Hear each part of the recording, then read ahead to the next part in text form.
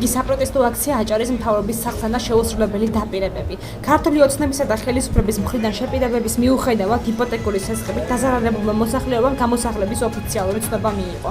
დაზარალებული მოსახლეობა დანაპირების შესრულებას, გამოსახლების პროცესის შეჩერებას და ამასთანავე დაბალპროცენტიან და გრძელვადიან სესხებს ითხოვდნენ. ბატონმა პრეზიდენტმა პირადად 18 ივლისს გამოგვიცხადა სახალხოდ, რომ ხალხნო დაწყნარდით გამოსახლებები შეჩერებულია. 20% სახლში შემოვიდა განცხადებები, რომ გამოსახლებები არის უკვე და არავითარი უკან დახევაო. გამოსახლებები უკვე ძალაშია. რას მოითხოვს? და რას მოვითხოვ? დაბალპროცენტიან გრძელვადიან სესხებს რაც დააკვირდა ოცნებამ, როცა მოდიოდა მთავრობაში. მოვიდეთ გამოიყოს კომისია, რომელიც სათითაოდ დაუსახებს ყველას, სათითაოდ აუხსნეს ყველა თავიანთი ახსნილ რამდენის გადახდა შეუძლია, ხოლო იმის მიხედვით გრძელვადიანი დაბალპროცენტიანი სესხი. ეს აუცილებლად შეგვიძლია სახელმწიფოს გააკეთოს და ეს შეპირებები რაც შეგვიძლია, თხოვნა იქნება დიდი ყველას, რომ რაღაცა დაგვაყვანო. ამ ეტაპზე ერთადერთი მოთხოვნა ეს არის, რომ შეჩერდეს გამოსახლებები და შემდეგი ეტაპი გრძელვადიანი და დაბალპროცენტიანი კრედიტების გაცემა. არასამთავრობო ორგანიზაცია საერთაშორისო გამჭვირვალობას საქართველოს წარმოადგინა კვლევა შეფასება და ტენდენციები აჭარის ავტონომიური რესპუბლიკის მთავრობისა და სამინისტროებში გაცემული პრემიებისა და სახელმწიფო დანამატების შესახებ. კვლევა 2014 წლის 1 იანვრიდან მაისის თვის ჩათვლის გაცემულ თანხებს ეხება. საპრემიო დანამატების შორის ყველაზე დიდი თანხა ბათუმის მერიამ გასცა, სადაც 171 თანამშრომელზე გაცემული თანხა 1,441,075 ლარს წარმოადგენდა. აჭარის მთავრობის მიერ 124 თანამშრომელზე 358,052 ლარს, ხოლო უმაღლესი საბჭოს მიერ გაცემული საპრემიო თანხა კი 333,158 ლარს შეადგენდა.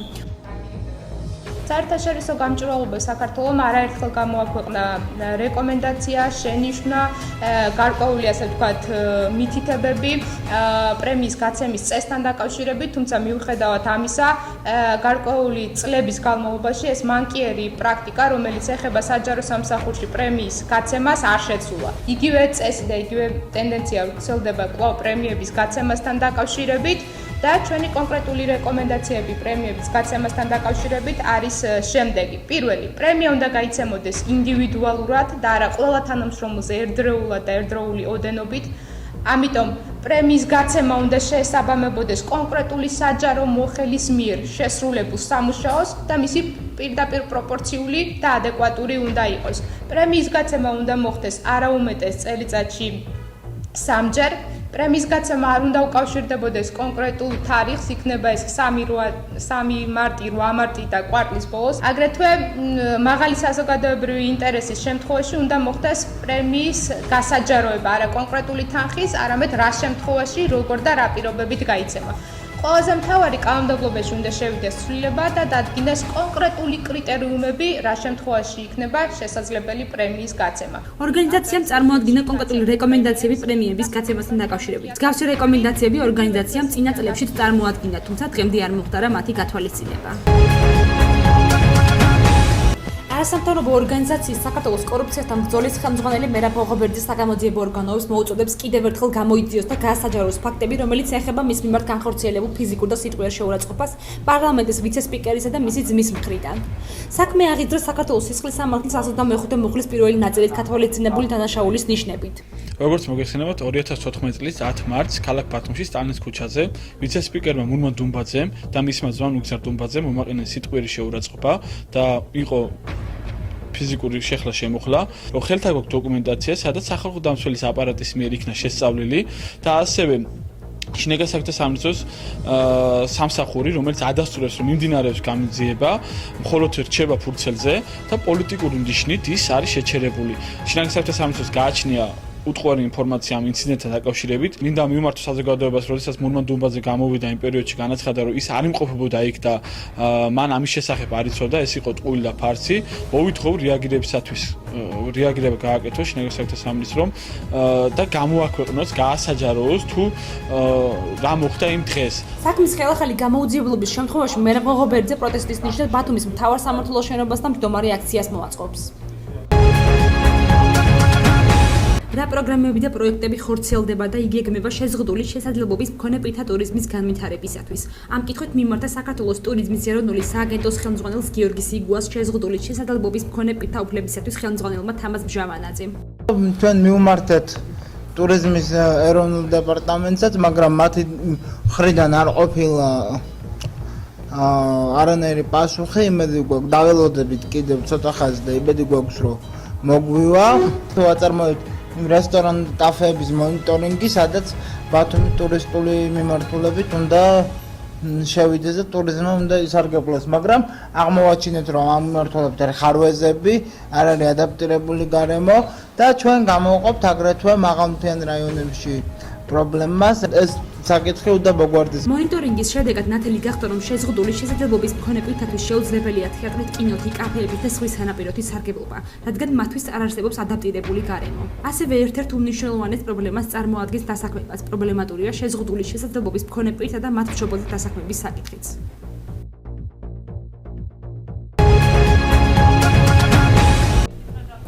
უწყოდი პროფესიული განვითარების ცენტრი, Global Personal Development და საერთაშორისო ტრენინგ ცენტრი შავი ზღვის აკადემიის ორგანიზებით და აჭარის ავტონომიური რესპუბლიკის უმაღლესი საბჭოს ჯანდაცვისა და სოციალურ საკითხთა კომისიის ეგიდით დაბა ჩაქვში სასტუმრო ოაზისში ჩატარდა სემინარი სახელწოდებით მენეჯმენტის სამედიცინო ორგანიზაციებში, რომელსაც უძღვებოდნენ ქართველი საერთაშორისო ტრენერები.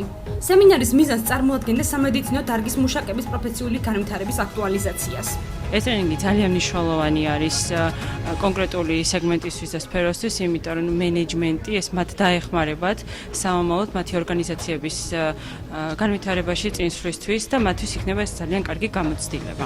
დღევანდელი ღონისძიება ქაბატონი მელანოს მიერ ორგანიზებული ეხება სამედიცინო დარგის მუშაკების უწყვეტი პროფესიული განვითარების აქტუალიზაციის საკითხებს. მოწვეული არიან ძალიან მაღალი დონის ტრენერები, რომლებიც ჩვენი რეგიონის სამედიცინო დაწესებულებების ხელმძღვანელებს ჩაუტარებენ ტრენინგს იმისათვის, რომ მათი პროფესიული მიდგომა იქიდან გამომდინარე, რომ რეგიონში ძალიან უკვე მზარდი არის, გაზრდილი არის სამედიცინო დაწესებულებების რიცხვი, არის ძალიან დიდი კონკურენცია, მათ რომ რაც შეიძლება აქტიურად წარმოაჩინონ მათი დაწესებულებები და უფრო აქტიურად იმუშაონ ჯანმრთელობის დაცვის სადარაჯოზე. მსმენელთა აუდიტორიას წარმოადგენდა ლოკალური და საერთაშორისო სამედიცინო დაწესებულების ხელმძღვანელები, საშუალო რგოლის მენეჯერები, სხვადასხვა სამედიცინო სფეროს მესვეურნე, სადაზღვო და ფარმაცევტული კომპანიების წარმომადგენლები.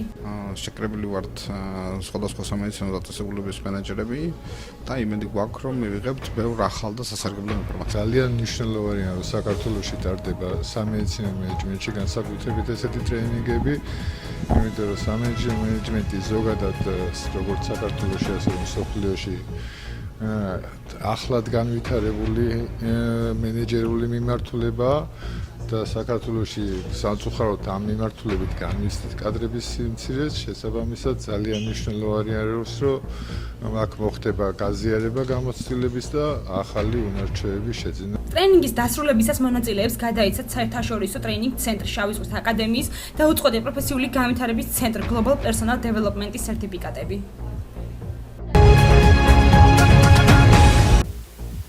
შოთა რუსთაველის სახელმწიფო უნივერსიტეტში აიპ აბროგაციის ორგანიზებით და აიპ შეზღუდული შესაძლებლობის მქონე პირთა უფლებისათვის მხარდაჭერით ჩატარდა პროექტი ხელოვნების ძალა. პროექტში მონაწილეობას ღებულობდნენ შეზღუდული შესაძლებლობის მქონე ბავშვები. ღონისძიების პირველი ნაწილი მათი ნამუშევრების გამოფენა დათვალიერებას დაეთმო, სადაც წარმოდგენილი იყო თიხის, ბატიკისა და თექის ნიმუშები. დღევანდელი ღონისძიება მიმართულია საზოგადოებისკენ, რომ ის გაერთონ შუშუმ პირები ჩვენთან საზოგადოებაში ერთიანად და მათი გამოყოფა არ შეიძლება ჩვენგან. ძალიან მოხარული ვარ დღეს აქ რო ვდგავარ ამ ღონისძიებაზე. ჩემი ნამუშევრიც არის წარმოდგენილი არის ზღვა და ხურბლები რა. ძალიან საერთოდ ორი დღე ვიმუშავე ამ ნახატზე და ვიცი რა. მედი მაქვს მოეწონება ყველას. პროექტი ხელოვნების ძალა გულისხმობს შუშუმოპირთა ხელოვნებაში ჩართვას, მათი პოეზიის უნარის გადავითარებას, აგრეთვე მოეწყობა გამოფენა და სამომავლოდ იგეგმება ძალიან ბევრი, ძალიან სერიოზული ღონისძიებები, ასე რომ ჩვენ ვფიქრობთ, ეს არ იქნება ერთჯერად. პროექტის მიზანს წარმოადგენდა შეზღუდული შესაძლებლობით მქონე ბავშვების უნარ-ჩვევების წარმოჩენა და საზოგადოებრივი ცნობიერების ამაღლებას. ღონისძიებაზე სპეციალურად მოწვეული იყო ბიბლუსის წარმომადგენელი, რომელმაც ბავშვებს საჩუქრები გადასცა. ჩვენ ყოველთვის მხარში ვუდგავართ ხოლმე მსგავს ტიპის ღონისძიებებს და სიამოვნებით რა თქმა უნდა დღესაც მათ მხარდაჭერას ვუცხადებთ. მეცადეთ შეგვერჩია ისეთი წიგნები, რომელიც მათთვის საინტერესო იქნება, ანუ სადაც ხელით მუშაობა მოუწევთ, ასევე გაეთმობიან მსოფლიო, ასე ვთქვათ, მხატვრების ნამუშევრებს და ასე შემდეგ. ვფიქრობ, რომ ეს მათი მომავალი განვითარებისთვის, როგორც შემოქმედი ადამიანებისთვის ძალიან საინტერესო და მნიშვნელოვანი წიგნები იქნება. ღონისძიების მეორე ნაწილი კი პოეზიის საღამოთი გაგრძელდა, სადაც შეზღუდული შესაძლებლობის მქონე ბავშვებმა წაიკითხეს ლექსები ბათუმელ პოეტებთან ერთად. ბათუმის ილია ჭავჭავაძის სახელობის დრამატულ თეატრში ჟანანუის ანტიგონე დაიდგა, რომლის რეჟისორი გაგა გოშაძე იყო. სპექტაკლში მონაწილეობას ღებულობდნენ გია როინიშვილი, თამარ მაყაშვილი, თამარ ავროზაშვილი და სხვები. სპექტაკლის ხანგრძლივობა საათნახევარი იყო და ბათუმელი მაყურებელი აღფრთოვანებული დატოვა. ეს არის სპექტაკლი ანტიგონე, კლასიკა, ერთ-ერთი ისეთი ტრაგედიათაგანი ტრაგედია, რომელსაც აქვს ასე თუ ისე თავისი ისტორია ქართულ სცენაზე. მიხეილ თუმანიშვილის როგორც ამბობენ ბრწყინვალე დადგმა არსებობდა, შემდეგ თემურ ჩხეიძის დადგმა შემდეგი და შემდეგ გავბედე და მოუკიდე ხელი მე მგონია რომ საკმაოდ საინტერესო ვერსია გამოვიდა სპექტაკლის. ეს არის ჟან ანუის პიესის ანტიგონეს მიხედვით ოდნავ ადაპტირებული პიესა, საკმაოდ საინტერესო, ჩემის აზრით საკმაოდ საინტერესო ინტერპრეტაციით გაკეთებული და თანდარჩენი უკვე თქვენზეა. როგორ შეაფასებთ და როგორ აღიქვთ ამას? არაჩვეულებრივი სპექტაკლი იყო, ხლა ანტიგონეზე ლაპარაკი შეიძლება ტრაგედია, მაგრამ ეს ყველას ტრაგედია თითქმის. არაჩვეულებრივი შესრულება, რეჟისურა არაჩვეულებრივი. ასეთი სპექტაკლები ხშირად უნდა დარდებოდეს და სხვადასხვის მე პირადად და ყოველი დამჭი. ხართვან მიუხედავად იმისა, რომ ტრაგედია. სამეცნიერო, ლიტერატურ-პუბლიცისტური შემეცნებით გასართობი საბავშვო, საოჯახო და სხვა ჟანრის ლიტერატურა ყოველთაობის მკითხველისათვის. წიგნიერების დონის ამაღლების მიზნით ბათუმში გრძელდება წიგნების გამოფენა გაყიდვა. თავარი მიზანი არ არის, რომ ამ შემთხვევაში წიგნი გავყიდოთ, რაც შეიძლება ბევრი. ჩვენი მიზანი არის, რომ ადამიანს ჰქონდეს შესაძლებლობა წიგნთან შეხების, დათვალიერების, იმიტომ მესმის, რომ დღევანდელი მდგომარეობიდან გამომდინარე სოციალურ-ეკონომიკური შეჭიროების დონე უფრო მაღალია, შეიძლება ამ მომენტში არ იყოს, უბრალოდ შეათვალიეროს წიგნი და შემდეგ გადაწყვიტოს წიგნის ყიდვა, ეგეც კარგია. ხშირად არის ფასდაკლებებიც, ახლაც არის, მაგრამ ყველა წიგნზე არა, ბუნებრივია, იმიტომ ამის უფლებაც არ აქვს, ყოველდღიურად ფასდაკლებები მოვაწყოთ. ამიტომ ვცდილობთ, რომ ადამიანს უფრო მეტი შესაძლებლობა ჰქონდეს. ეს გამოფენა გაყიდვა ზაფხულის თვეში იქნება პერიოდული, ანუ ყოველდღიური არ იქნება, მაგრამ კვირაში ერთხელ გაიმართება. თან წიგნებს კონკურენციას უწევს ინტერნეტი, რომელიც არის მასიურად შემოსული და უფრო ხელმოსაწვდომი, მაგრამ ამ ბოლო დროს შეიმჩნევა ტენდენცია, რომ ახალგაზრდები, ბავშვები უფრო წიგნს ეტანებიან, რაც არის სასიხარულო. მინდა გითხრათ, რომ წიგნების გაყიდვა ამ ფორმით, ანუ გამოფენა, რასაც ქვია, მივესალმები, მე პირადად მეორედ შევეწარი ამ გამოფენას და მეორედ ვყიდულობ თუ მესამედ აქ წიგნზე. მინდა გითხრათ, რომ პირველ რიგში ძალიან კარგი ხარისხის წიგნებია და თვითონ ფორმა მომწონს, რაც თავარია, იმიტომ რომ რაღაცა ყველაფერი ფერადია, ლამაზია და რაც თავარია, იპოვი შენთვის საინტერესო და საჭირო წიგნი. აქცია მიმდინარეობს თავისუფალ ჟურნალისტთა სახლის გაზეთ ბათუმელებისა და პრესის კაფეს ერთობლივი პროექტით. წიგნების გამოფენა გაყიდვა იმართება პერიოდულად აჭარის მასშტაბით. ზვია დუმბაძე ერთადერთი ქართველი პარაოლიმპიელი მშვილდოსნობაში, რომელიც შვეიცარიაში ევროპის საერთაშორისო ტურნირზე საქართველოს სახელით წარსდგება. ტურნირი 8 დღე გაგრძელდება და ქართველი მონაწილის კონკურენტები თურქეთის, რუსეთის და სხვა ქვეყნის პარაოლიმპიელი მშვილდოსნები იქნებიან. ქართველი მონაწილე წარმატების იმედს იტოვებს და უმთავრესად მონაწილეობისა და გამოცდილების მიღებაზე ამახვილებს ყურადღებას. ესეთ შეჯიბრებებზე კი არ მიმიღია მონაწილეობა. პირველად მივდივარი შვეიცარიაში, ვიმედოვნებ, რომ წარმატებით ჩამოვალ ამ შეჯიბრებიდან. ისე ვარ ნამყოფი ევროპის ჩემპიონატზე მაქვს მიღებული მონაწილეობა და საერთაშორისო ტურნირზე მაქვს მონაწილეობა მიღებული ერევანში.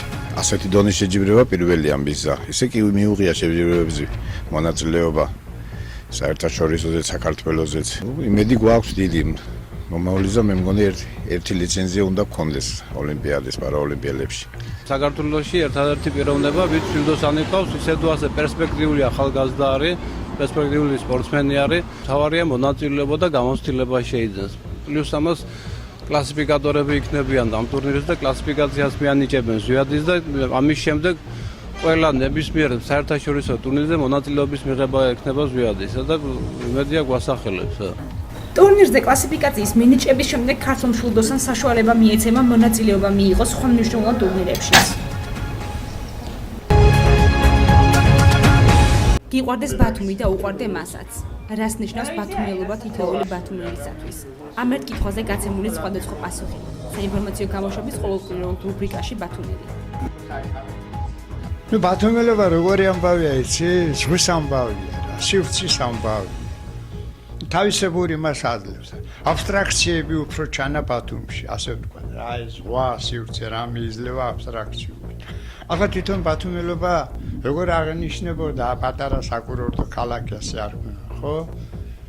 მეზღვაურებში მოქონდათ აი 60-იან წლებიდან აქ. აი რა იყო ჯინსები, მუსიკები, რომელიც არ იყო ხო? დახშული იყო მაშინ რადიოები, ძირითადად. მუსიკები ამები რა ჩემოდიოდა? ძირითადად რაღაც მეზღვაურებში შემოქმნათ აკრძალული ლიტერატურები, ამბავი და აქ რაღაცა სხვანაირი აზროვნება, ყველა კუთხეს თავისი აზროვნება აქვს. თავისი შეხედულებები ამბავი. მაგრამ მაინც ქართულს ვერ და არც გაცილდება. აი წეგან იყო უსმენდი პოლონელები მღერობდნენ ბათუმს ეს სიმღერას. ხაც ამაღელვებელია ეგ. ახლა რა უყურე ბათუმელობა, აბა გაიარეთ ერთ შეხედავ თურქეულობაზე ნახავთ მიან. რა ვიცი ყველაფერს. ნაკლებად შეერნობს ახლა ბულვარში ქართველები. ვიდრე თურქები და რა ვიცი ვინ და ვინ რა გითხრათ ახლა. ვინც უნდა იაროს ვიტყვი რა. ეს არა მარტო მტკივნეულია გამანადგურებელია, მაგრამ ამით ერთ ქონები ალბათ ეგეთი მომენტები და გადაუტანი ალბათ ქართულ სინამდვილის იგია ისტორიის მანძილზე ამფერი რაღაცის შემოტევები და გადატანი. მე ახლა შეცვლის უნარიანობაზე საკუთრივ ვერავით თავს, მაგრამ ვიტყოდი საერთოდ არა მარტო ბათუმს, საერთოდ საქართველოს და საქართველოს რო ეხება. ფსიქიური მდგომარეობა უნდა შეცვალოს. აი ესე რომ თქვა დამონებულ ვითარებიდან გამოვიდა. რას უსურვებთ ბათუმს? ბათუმს სხვა არ დაშრობ. მართლა სხვა არ დაშრობოდეს თუ არა ბათუმი წეიშლება. ყველაფერ გაქვს რა თქმა უნდა. ეს ზღვა მისი სინამდვილეა რა. ნუ ამბობ სულში არ დაშრობოდეს ზღვა თუ რა ზღვა თავს. ოთი შეინარჩუნე.